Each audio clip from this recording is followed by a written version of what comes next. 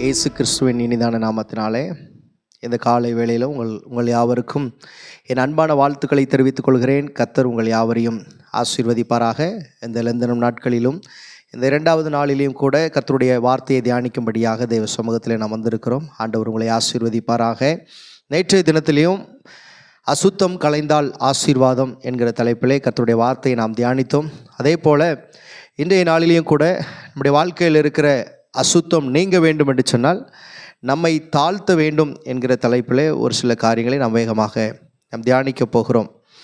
பிலிப்பியர் 2ஆம் அதிகாரம் 3ஆம் வசனத்திலே சொல்லப்பட்டு இருக்கிறது, ஒன்றையும் வாதினாலாவது வீண் பெருமையினாலாவது செய்யாமல் மன தாழ்மையினாலே ஒருவரையொருவர் தங்களிலும் மேன்மையானவர்களாக எண்ண கடவீர்கள் என்று சொல்லப்பட்டிருக்கிறது. அப்படின்னா நம்ம வாழ்க்கையிலே நம்மை தாழ்த்துவது மிகவும் அவசியமான ஒன்றாய் இருக்கிறது.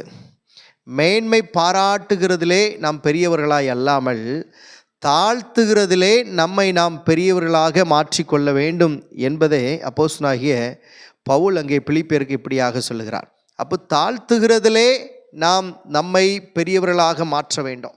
எந்த அளவிற்கு நம்மை நாம் தாழ்த்துகிறோமோ அப்பொழுது நாம் உயர்த்தப்படுவோம் என்று சொல்லி பார்க்கிறோம். லூக்கா 14:11 அதே போல சொல்லப்பட்டிருக்கிறது. இயேசுவானவர் சொல்லுகிறார், தன்னைத்தான் தாழ்த்துகிறவன் உயர்த்தப்படுவான், உயர்த்துகிறவன் எவனோ அவன் தாழ்த்தப்படுவான் என்று சொல்லப்பட்டிருக்கிறது. அப்படி என்றால் நம்மை நாம் தாழ்த்த வேண்டும். இது மிகவும் முக்கியமான ஒன்று. நம்முடைய வாழ்க்கையிலே நம்மை நாம் தாழ்த்தும் பொழுது நிச்சயமாகவே ஒரு பெரிய ஆசீர்வாதத்தை நாம் பெற்றுக்கொள்ள முடியும் என்கிறதில் எந்தவித சந்தேகமில்லை. ஆகவே நம்மை தாழ்த்துவோம். ஆண்டவர் நம் ஒவ்வொருவரையும் ஆண்டவர் ஆசீர்வதிப்பாராக. இந்த லெந்தனம் நாட்களிலும் கூட இந்த 2வது நாளிலேயும் நம்மை தாழ்த்த கற்றுக்கொள்வோம், அர்ப்பணிப்போம். ஆண்டவர் பெரிய காரியங்களை செய்வார், ஆசீர்வதிப்பார். God bless you.